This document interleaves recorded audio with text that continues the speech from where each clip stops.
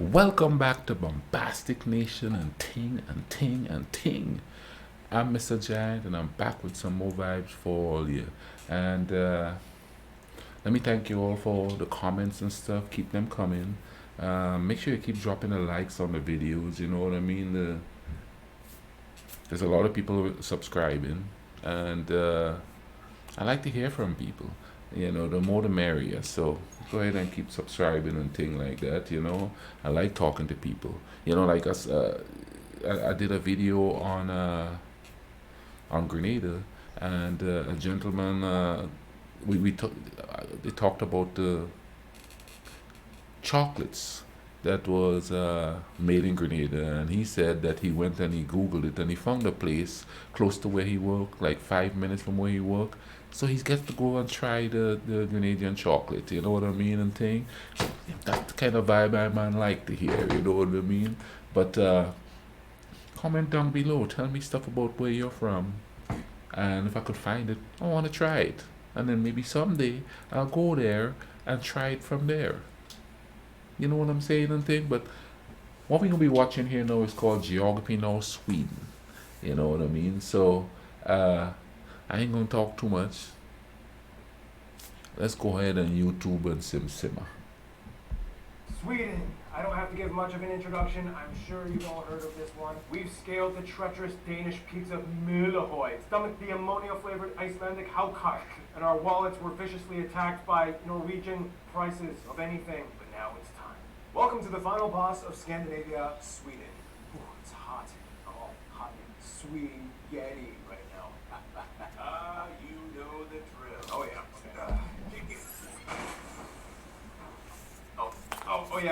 Noah's back, by the way. Here we are. Yep.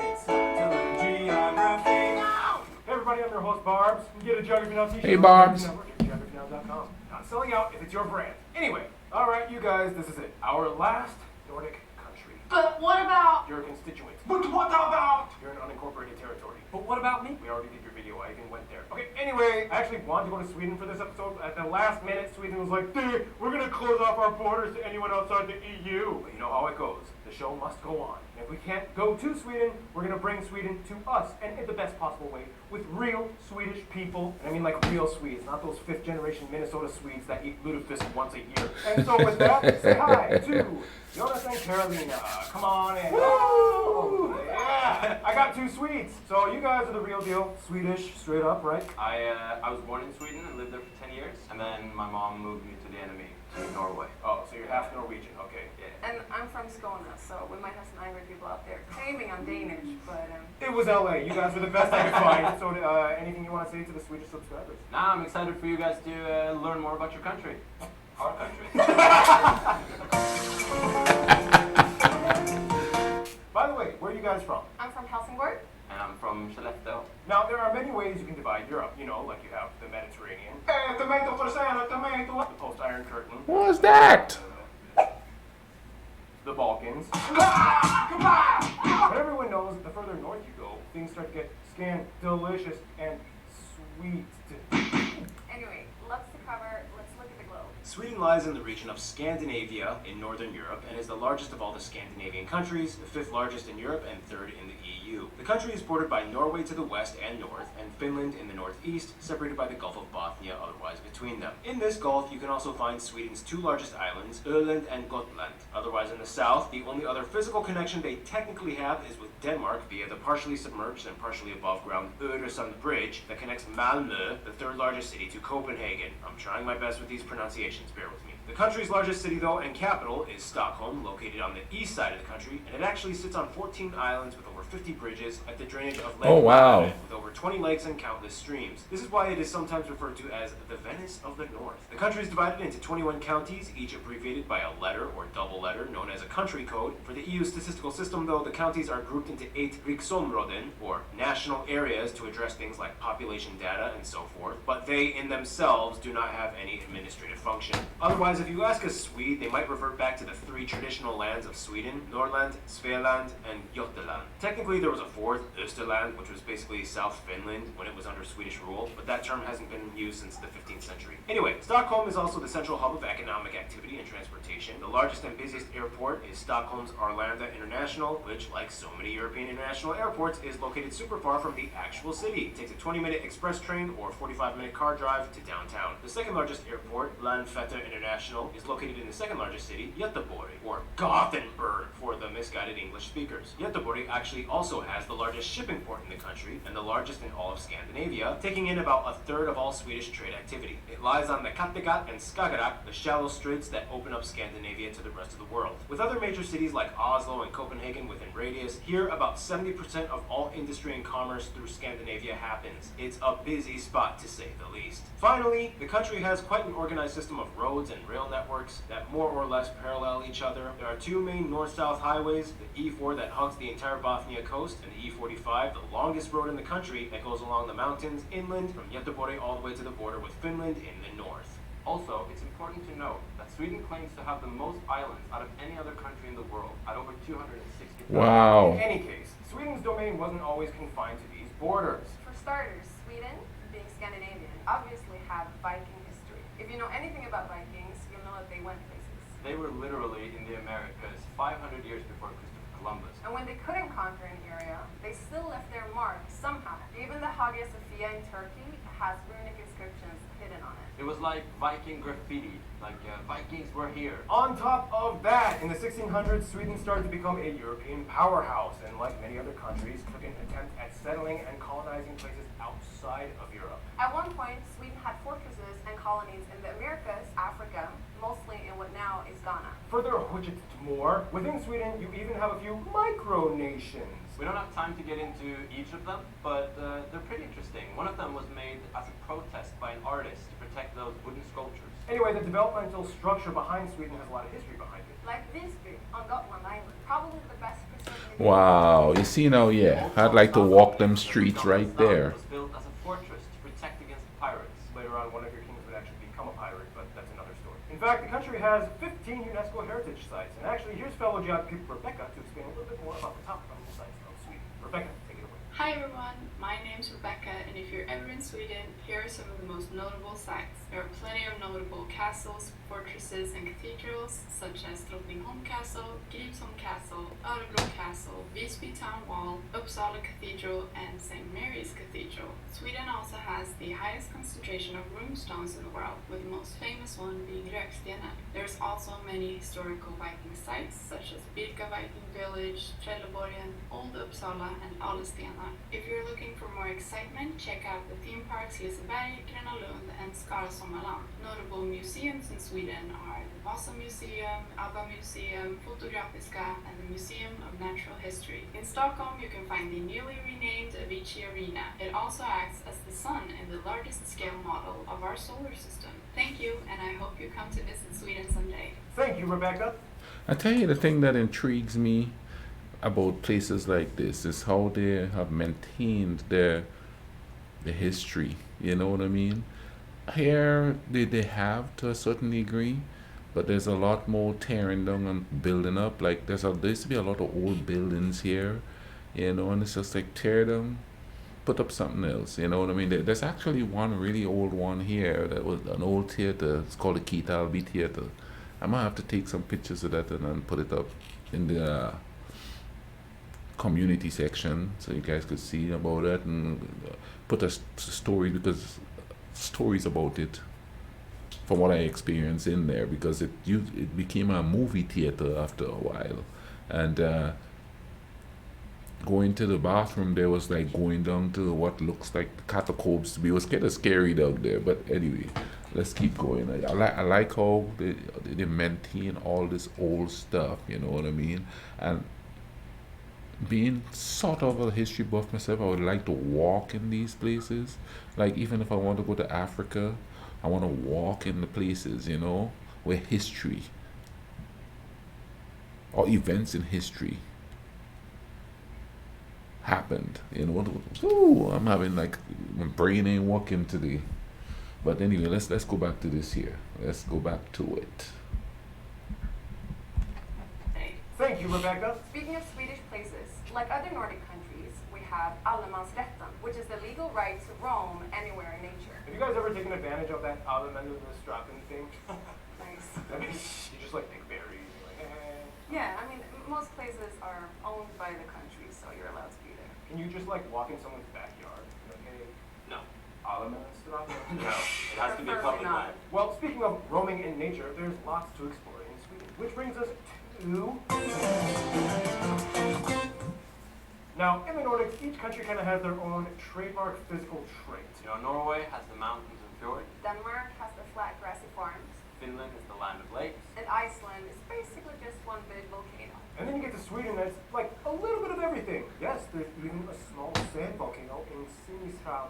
Yeah. Sweden lies on the Scandinavian peninsula of northern Europe, shared with Norway on the east side of the Scandinavian mountain chain that separates them. Here you can also find the tallest peak, Kebnekaise, in the far north. This means that Sweden gets most of its river runoff from the mountains that mostly flow down into the Gulf of Bothnia, and the longest river shared with Finland being the Torne or Tornio River. The longest river fully within Sweden, though, being the Dalälven River. Amongst these rivers is an abundance of lakes and ponds peppering the flatter hilly valleys below, the largest of these lakes being Värnen and Vättern in the south. The reason Sweden has so many of these pockety lake zones and eroded rivets is because they sit on a post-glacial rebound zone. Basically, during the Ice Age, all this land was crushed by heavy ice. But after the ice melted, like a sponge, Sweden started to slowly spring back up again. This means every year Sweden recovers on average about 4 millimeters of land from the sea. In some places, even more. This is why you might see extended piers from old homes that once used to be situated on the shore. The country has 4 general climate zones: the oceanic zone in the south by the Baltic Sea. This is also where most of the agriculture is situated. The continental zone is in the middle part of the country. And finally, the subarctic in the north, just above that. These areas have the highest forest concentration in the country. Also, the peaks of the mountains are classified as tundra. The top 15% of Sweden lies just north of the Arctic Circle, where the coldest temperatures and highest snowfall happens. Otherwise, in the south, they might See, they have a nice little sweater, balance going on just there, don't cold, they? depressing and gray.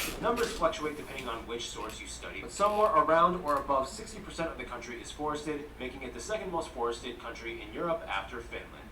It's also important to note that Sweden has aprilväder, or April weather, in which, Be crazy. yeah. Pretty much anything can happen. Yeah. Yeah. Well, the sun is finally out after 6 months of darkness. So clothes come off. We sit in the sun. Oh, whenever you see a Swede too, expect this.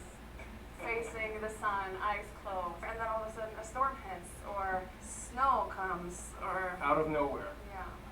The interesting thing, though, is that Sweden in the past was kind of not much like what they are today. In fact, at the beginning of the 20th century, much of Scandinavia was struggling with widespread poverty. However, much like Germany's Wirtschaftswunder, they had the rekordåren in which Sweden's economy bursted with now industries and innovation. And today you have the largest economy and most powerful nation in Northern Europe. To explain a little bit more on the way Sweden takes what it has and flourishes, here's Noah. He's back! Noah, my brother. Again, let's get to it. Despite having lush green lands, only about 7% of the country is arable. Therefore, agriculture isn't exactly their main focus. Today, much of Sweden's open market economy is heavily based on exports, especially in the timber and mining sectors. The largest mine in Kiruna is actually so large they are currently in the process of moving the town and residents to make more mines. This is how Sweden in the 21st century became the world's 6th largest iron ore exporter and 3rd largest stainless steel exporter. And of course, lumber. The Swedes love trees so much that a long time ago during famine times, they would put crushed tree bark into their rye bread, which was actually good because the bark more mines. This is how Sweden in the 21st century became the world's 6th largest iron ore exporter and 3rd largest stainless steel exporter. And of course, lumber. The Swedes love trees so much that a long time ago during famine times, they would put crushed tree bark into their rye bread, which was actually good because the bark had lots of minerals and fiber. Go figure. The lumber... That's Bubbles messaging me. She go kill me. I'll call her Bubbles anyway. Me silence this and keep going here. A long time ago during famine times, they would put crushed tree bark into their rye bread, which was actually good because the bark had lots of minerals and fiber. Go figure. The lumber industry plays a huge role in their world-renowned furniture commerce. We've all heard of IKEA having over 450 stores in about 60 countries. IKEA actually studied that in design school. Is that true, Noah? That is true. Not that I do it, but here we are. You might be familiar with other Swedish companies like Electrolux, Ericsson, H&M, Saab, Scania, Spotify, and of course the largest domestic company and only one on the Fortune 500 list, Volvo. Great cars, I might say. And that is that until we meet again. Thank you, Noah. Now, going off of business talk, domestically, Sweden does 2021, their individual tax rates range from about 32% to 52% based on income bracket margins. And that's not even including other factors like corporate value-added taxes, which can be up to 25%. When you add them, you get the second highest total tax revenue behind Denmark as a share of its country's income. Yeah, that's, you guys kind of have high taxes. Well, we also have healthcare. And good schools. And And good roads. we get free food, roads. Roads. In any case, another interesting thing about Sweden is its wildlife. And with that, here's Gary Harlow to explain. Guess who's back? As a Nordic country, Sweden is obviously a place full of cold climate animals. In fact, they have the third highest number of their national animal, the moose, or the Eurasian elk, after Russia and Canada. There's so many moose that they actually have to hunt around 100,000 every year to maintain population control. Killing your national animal because there's too many? Go Sweden! There are 30 national parks and nature prediction zones, and the most famous being in the North Lapland areas where reindeer, muskox, grey owls and brown bears can be spotted roaming freely. Fun fact, reindeer have climate-adapted feet in the summer. Their spongy foot pads are more exposed, which help with traction. But in winter, the pads shrink and the hoof is exposed, which helps cut into the ice when moving. Finally, Sweden is one of the few places in the world with a real taxidermised whale. The mouth used to be open for visitors to walk into, but it was closed off to the public because a couple was caught having sex in it. I made one myself. Here's a photo of my daughter. She's beautiful. Thank you, Gary. Yeah, I remember the first meal I had in Sweden was reindeer meatballs. You guys love your reindeer. What's your favorite dishes in Sweden? It probably is reindeer meatballs. Yeah. I would say salmon. Grilled in the summer, oven baked in the winter. Oh yeah, and you guys know fika, right? Yeah, fika. It's funny because coffee was actually banned from Sweden like 5 times in the 1700s. But that's another story. To explain a little bit more about fika and the food, here's Johan and Rita. Let's get into the food. Well, this is fika, and to explain, here is Johan. So in Sweden, fika is a huge tradition. It's something you do daily. It's a part of a workday break where you kind of like gather, you sit down, and you have coffee. Historically, it's been that 7 types of cookies minimum, plus cinnamon rolls and cardamom rolls, and then pastries such as princess cakes and other things. Every day, but not necessarily this many sorts. I wanted to give you a cross section of what it could be. So, and then the most famous on the bottom would be the princess cake. Wait. You know what? Hold on. So many layers. 7 types. Let's go back. Johan and Rita. Let us go back. Alright guys, well this is fika, and to explain, here is Johan. So in Sweden, fika is a huge tradition. It's something you do daily. It's a part of a workday break where you kind of like gather, you sit down, and you have coffee. Historically, it's been that 7 types of cookies minimum, plus cinnamon rolls and cardamom rolls, and then pastries such as princess cakes and other things. Every day, but not necessarily this many sorts. I wanted to give you a cross section of what it could be. So, and then the most famous on the bottom would be the princess cake. So if I'm gonna try some, I have to have some marzipan. So many layers. I know. Wow. And Hello there, my name is Dick and I'm here to talk about some of the food. We have kroppkakor or palt, depending on if you are from the north or the south. Sill, or as you will call it, herring. We have reindeer, pea soup, cauliflower soup, surströmming or sour herring, but eat at your own risk. All of this foods can be eaten at the traditional smörgåsbord, or smörgåsbord, basically a Swedish buffet. We also have Kalles or Charles caviar. It's a Swedish style of smoked cod roe, not that super expensive. And of course we have knäckebröd! And the traditional national dish of Sweden, Swedish tacos. Over to some What? from Sweden. We have Swedish tacos. Can I get the recipe to that? On Christmas and påskmust on Easter, glögg. We have glögg. And of course my personal favorite, punch. It's made by the mixing of spirits like arak, brandy or rum with arak tea with some sugar and water. Very sweet, very strong and very nice. Thank you, Johan and Rika. You guys also have something about like the alcohol in Sweden. You guys explain what is that? It's called the Systembolaget, which is like the Swedish system of selling heavily regulated alcohol at state-owned stores at set prices. So you can be 18 and go to a bar to get liquor, but you can't buy it at a store until No. you're 20. Correct. Logic. Logic, yeah. The way it goes is that Norwegian people go to Sweden to buy alcohol, Swedish people go to Denmark to buy alcohol, and Danish people go to Germany to buy alcohol. You guys all have a system. Yeah, we have a system. resistant to cheap alcohol. So this is probably a bunch of 16-year-olds taking a ferry over to Denmark. The ferry itself is a party. I've been on that ferry. I've been on that ferry with my mom between Helsingborg and Helsingør. On a funny story, I was told when potatoes were introduced to Sweden, it was kind of like this. What are these things?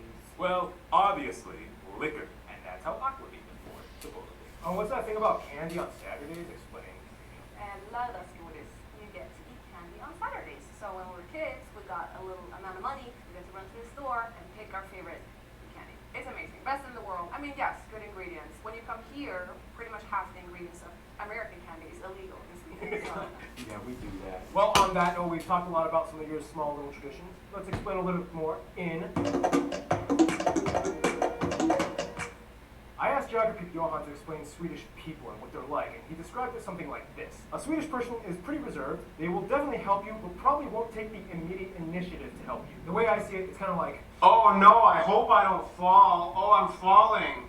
Oh, and I dropped my wallet. And I got the results of the test back. I definitely have breast cancer.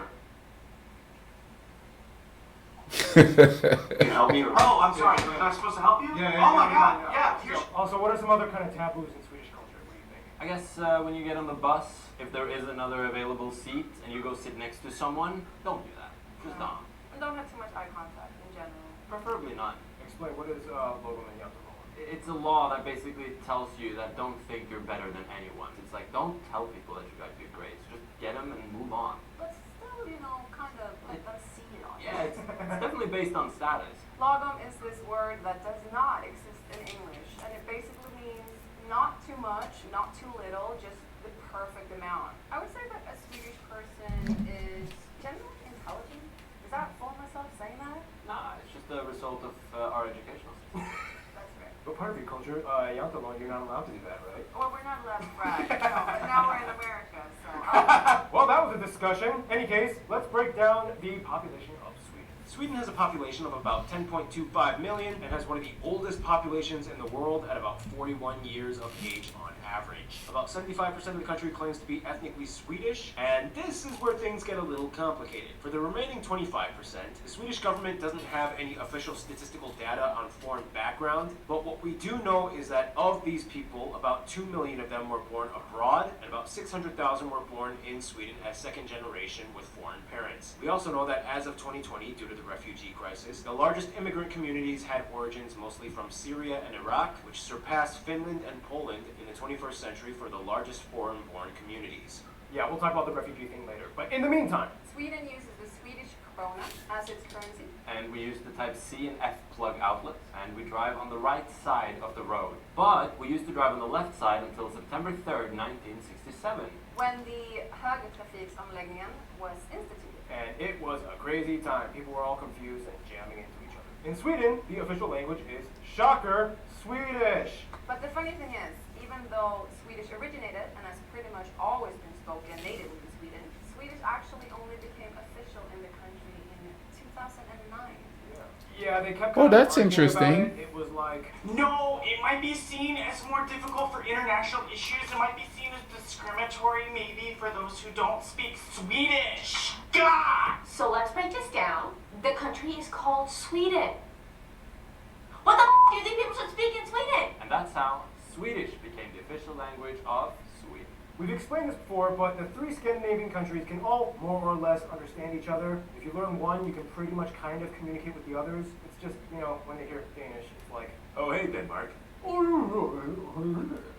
interesting. And the interesting thing is that the Swedish language has pitches. Here's geography Marcus to explain a little bit more. So yeah, Swedish is a very hard language to learn. We also have pitch dialect. Some words look and are pronounced exactly the same, but have different meanings. So the word plan, it can mean a plan, like having a great plan. It can also mean pitch, like a football pitch, fotbollsplan. Banan, which means banana, but if you pronounce it banan, it means the track. Thank you, Marcus. In any case, on top Banan. of that, there are also 5 protected languages in Sweden. Finnish, Menkal, Sami, Romani, and Yiddish. Also, Sweden has a lot of regional accents. If she spoke her native language right now, or You don't even say dialect, you say language. native dialect, I wouldn't understand a word. Say the most difficult southern Swedish thing you can say. Okay, this is not my accent, okay? Disclaimer. Det är nämnt neutrality och köra rulleball. It is easy but difficult to drive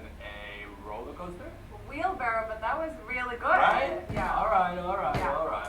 You thought wheelbarrow was roller coaster. Whoa! In any case, Christianity was introduced in the 9th century. Today, most Swedes, regardless of their level of religious devotion or lack thereof, are at least registered with the Swedish Lutheran Church. And like the Danes and Norwegians, they have their confirmation ceremonies at age 14 or 15. In old times, ancient Swedes and the Norse people followed the Asatro religion, where Thor, Odin, Loki, all of them were from. Otherwise, Sweden is a constitutional monarchy, although they are mostly seen as just figurehead celebrities with almost no actual legislative power. And today, the royal family is actually French descended. For what it's worth, being the largest of the Scandinavian countries, Sweden has a lot on its plate. In general, most people would say that the system works. Yes, we do have one of the highest life expectancies in the world at over 82 years. You can get paid to go to schools, they're accepted. Healthcare is free for people under 18.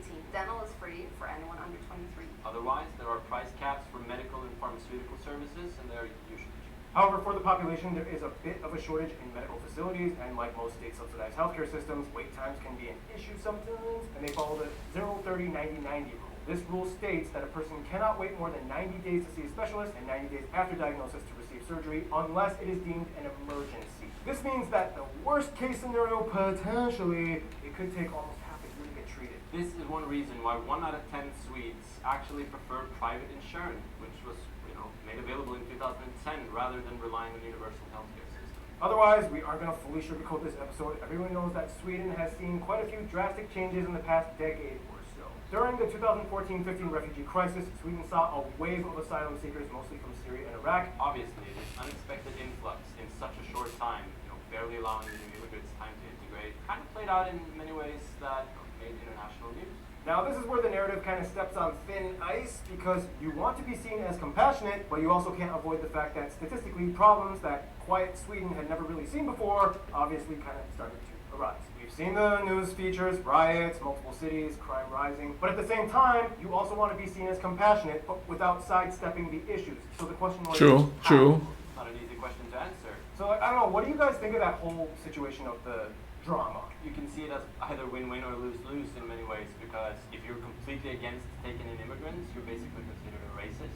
And if you're trying to turn a blind eye to the fact that crime has risen a lot the last years, then that's not great either. So I think this is a fairly new problem, and it takes some time to really figure it out. It's difficult. And kind of a discussion of how to help people, integrate into the society in general. Swedish society. I think integration is keyword.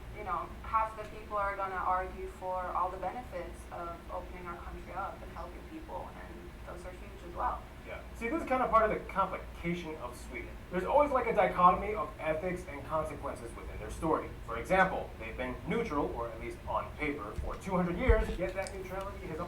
See, as an immigrant, now I totally get being wary of people coming in. Because, I mean, like they say there, the crime rise and stuff. If you go to somebody's country, don't act stupid. See, because when you act stupid, that reflects on where you come from.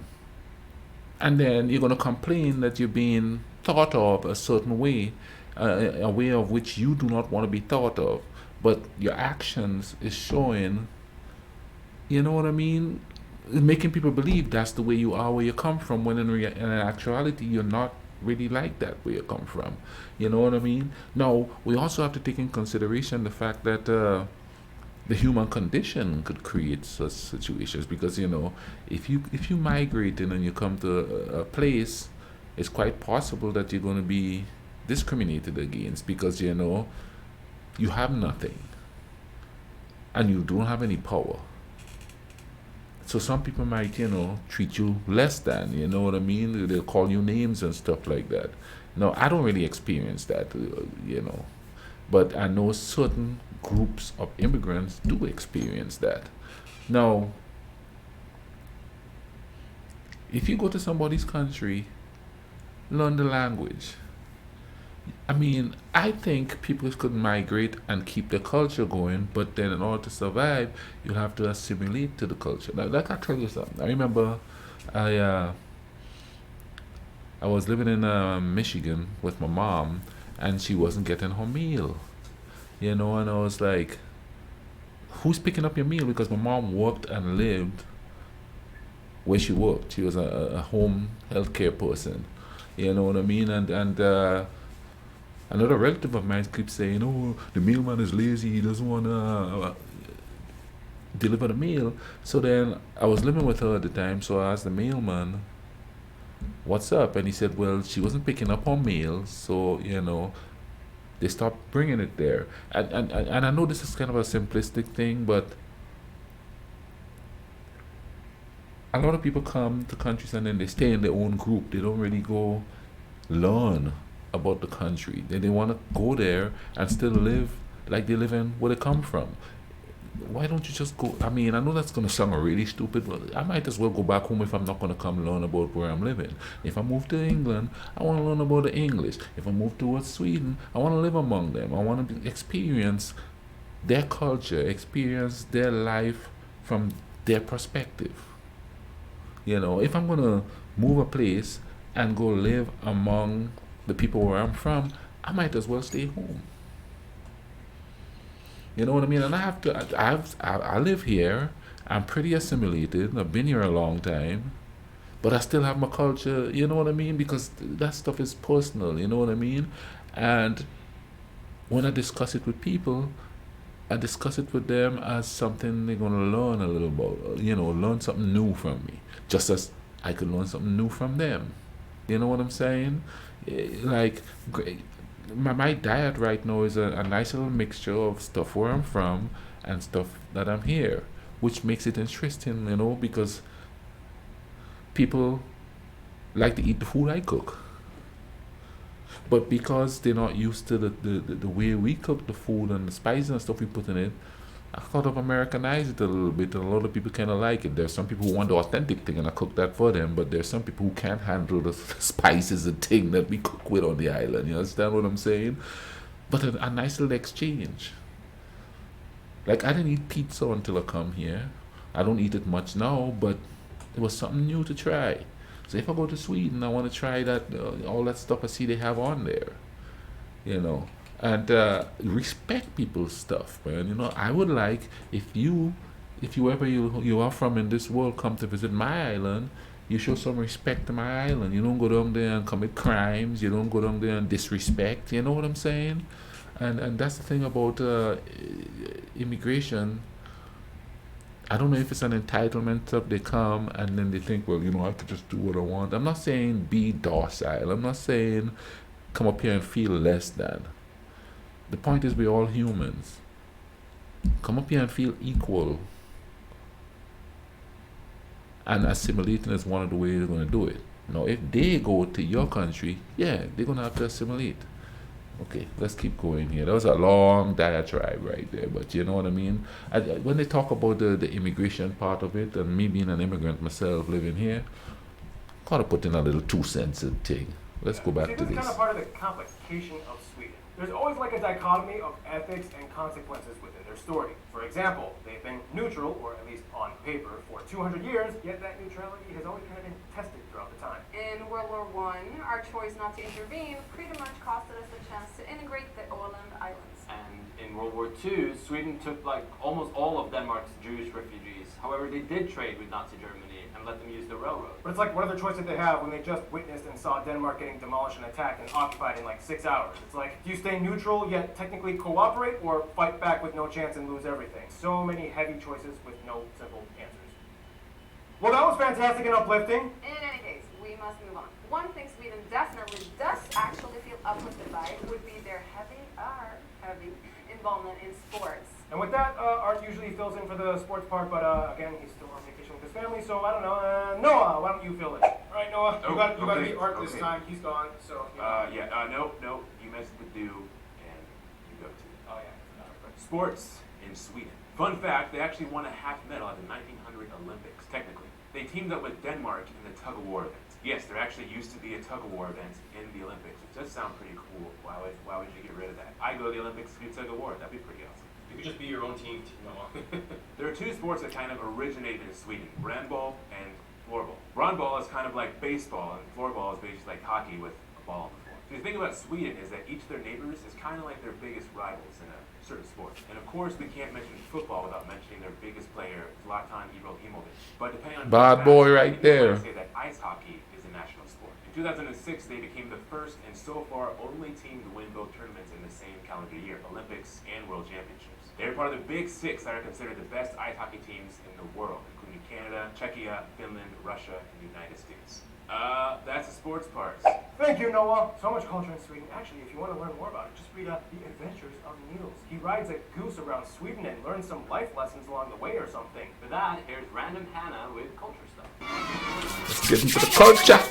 Woo! In Sweden, you'll find that every region has its unique identity. For example, the Sami people of Lapland in the north, they have their reindeer herding, tins, and colt or yakti clothing. If you go to the south in Skåne, though, you'll find a radically different culture of glass blowing and silversmithing, stuff like that. Of course, we don't have time to dive into all the regions. But one thing you'll realize is that they all have a traditional costume, or folkdräkter. One thing you will see all over Sweden is a typical redwood farmhouse. They also have the dalles, a wooden horse usually painted red with patterns. And speaking of iconic animals, Swedes actually love Donald Duck, even more than Mickey Mouse. And every year during Christmas, they show Donald Duck and his friends wish you a Merry Christmas on the TV. Sweden also has many notable individuals in the arts and literature department. And probably the most critically well known is Anders Zorn, who is commissioned to paint numerous high-profile figures. Swedes are known for their crime, fiction, drama, and literature. They love the complex,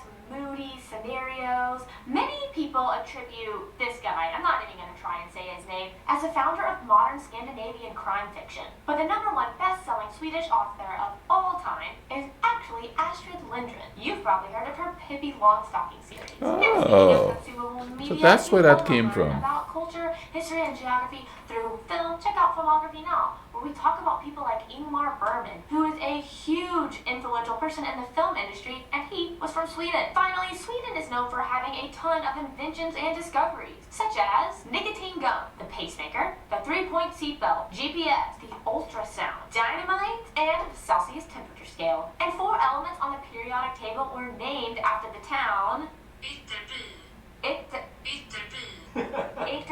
I give up, guys. Too many strange vowels and sounds. And one thing you should give up on is Keith and his music segment. Take it away, Keith. Wow, so we're finally talking about this country that I have, totally not any sort of bias towards. Oh, wait, hold on. I think I'm forgetting something. I hope everybody recognizes my favorite Swedish band right here. Let's talk about Sweden, shall we? Technically, Sweden doesn't have a national anthem. So, they have this one song. It's called Du Gamma Du Fria. I guess it's the de facto anthem, but not the official one. There's tons of really great Swedish folk songs accompanied by a Swedish nickel harp. Kind of looks like a keyboard mixed with violin. Who likes Strandberg guitars? I do. So many great guitar players. Per Nelson, greatest guitar player I think out of Sweden. There's also Yngwie Malmsteen, Ola Öglund, Michael Ackerfeld. I don't understand why Scandinavia has produced some of the world's greatest guitar players. Anyways, Sweden has also a very pop-centric side. Who doesn't know ABBA? I want to be One of my mom's favorite bands ABBA right there. 1974 Dancing Queen. Eurovision Mom used to listen to that stuff all the now, time. ABBA's actually going to be making a new album after doing 40 years of basically nothing. Since then, Sweden has been kind of the pioneers of electro pop and dance music. More well-known artists might be Avicii, the Carnigans, Swedish House Mafia, Roxette. Funny thing is, a lot of American pop songs were written by Swedes. Max Martin has hundreds of songs. Before I go, some of the bands that I really do enjoy are Opeth, Meshuggah, Pain of Salvation, Sabaton, there's Beardfish. I wish I could name them all. Anyways, you guys have a great one. Love y'all. Thank you, Keith. Any music suggestions for Swedish music? Robin, she's a great musician. Benjamin Ingrosso is killing it. Well, I like Robin. Carolina is a musician and an artist, and you can follow her Spotify at this link right here. No. Well, I will promote it. I will promote your Spotify. Don't be all Logum or Yantalo and whatever that is on me. You gotta promote yourself. This is America. So far released 3 Swedish songs, 1 English one. You want to promote anything? You have a website? Anything? No! You were in a Norwegian movie and it got an Emmy Award. Yes. Yeah. Yay. Yeah, your music has touched the world in so many ways. And another way Sweden has made its name across the world is by interacting with it. So let's move on to the friend zone. Now, Sweden has an interesting way of dealing with the rest of the world. They kind of have a hands-off unless really necessary approach to international conflict. For one, their security doctrine states that they have a nonpartisan stance in regards to military alliances. However, it permits cooperation with threats against peace security with their military. Yes, Sweden has a military. Nonetheless, they joined the EU in 1995, which some criticized as being against neutrality, but Sweden decided to see it as an extension of economic activity that had already been going on with the EU, and they also hold the right to not participate in EU defense. Today, they have 79 embassies abroad on all inhabited continents. In Asia, Iraq actually has had relations way before conflict years, dating back to the 30s, when members of the royal family visited Baghdad to see King Ghazi of Iraq. In the 80s, Swedish companies opened up in Iraq, trade was developing well for a while, and after conflict years, many Iraqis chose Sweden as their destination as refugees. The USA and Canada have always been close, as the US has the largest Swedish diaspora community at over 4 million people, Wow. concentrated in Minnesota. Canada having just about 500,000 with a huge community in Manitoba. Between 1820 to 1930, about 1.3 million Swedes immigrated to the Americas, which was at that time about 1/3 of the entire country. And today, these nations not only had a close historical bond, but in almost every diplomatic measure aside from military conflict, they've cooperated. Bringing it closer to home, Sweden is actually one of the top donors of Moldova in regards to aid and development. They set a strategy of cooperation in 2007, which gives 11 million euros dedicated to good governance, economy, and rural development. Now we go even closer to the inner circle, the Nordics. Every single one of these 5 nations and their territories has an opinion about Sweden, and the gossip is heavy. Finland is, of course, really close, as for about 600 years they were actually a part of Sweden. And today, Finns are one of the largest non-Swedish communities with a protected language in pockets throughout the country. For Iceland, it's like, we're cool with them, nothing against them. They talk like our ancient Norse ancestors, but otherwise, they're totally our distant cousins. Then we get to the last two, Denmark and Norway. Now here's the thing, each one kind of has a small historical gripe with Sweden. Denmark, as you know, has had more wars with Sweden than any 2 nations on Earth, constantly fighting over influence for Northern Europe. Norway was kind of pissed that Sweden's neutrality prevented them from intervening in war times when they thought the Swedish were like really close and Norway was even part of Sweden. This was especially evident in World War II. It was like the moment of tension. Nonetheless, at the end of the day, you cannot separate the Scandinavian trio. They just get each other too well. They share too much, they have the same general Scandinavian minds, they have that Viking blood. They are truly people of the North. After the insults have been hurled, they will probably say, okay, yeah, we love each other. Denmark and Sweden, though, will probably first hug Norway before hugging each other. But otherwise, yeah, inseparable trio. All right, and in conclusion, you are the Swedes. I'm going to step out, hold the flag in the background while you speak freely from the heart. I want to say, in conclusion, Sweden is a beautiful country with beautiful nature, beautiful architecture, if we haven't mentioned that just yet. Yeah, and like we mentioned, if you meet a Swedish person, he or she might be a little reprehend, like a little bit, I'm not sure about you, but lead on with a smile and some love, and you'll get the exact same back, I promise. I like that. That was good. All right, well, thank you guys so much for being in this episode, and stay tuned. Switzerland. Woo! All right, I enjoyed that. The food part, man. Listen. If you're Swedish and you're watching this, give me some recipes, man. I'll try that stuff. I'll look for all the ingredients and take, and I'll work it up. This is a relatively long video, so I ain't gonna talk too much. The link is in the description. Go check out Geography Now. They got some good stuff in there. You understand what I'm saying? In the meantime, y'all take care of each other. Cool runnings.